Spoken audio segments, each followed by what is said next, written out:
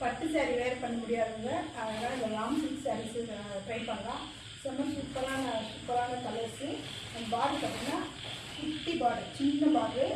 பெரிய பார்டர் இருந்தாலுங்க இந்த சின்ன பார்டர் இருந்தால் இது வந்து பல்லுவில் பார்த்திங்கன்னா குட்டி குட்டி லைன்ஸ் வந்துருக்கும், அது ஸ்ட்ரெயிட் லைன்ஸ் வந்துருக்கும். அதுமாதிரி இது சாரீ ஃபுல்லாக இந்த மாதிரி புட்டாஸ் வந்துருக்கும், சின்னதாக புட்டாஸ் வந்துருக்கும். ப்ளவுஸ் பார்த்திங்கன்னா ரன்னிங் ப்ளவுஸ் தான்.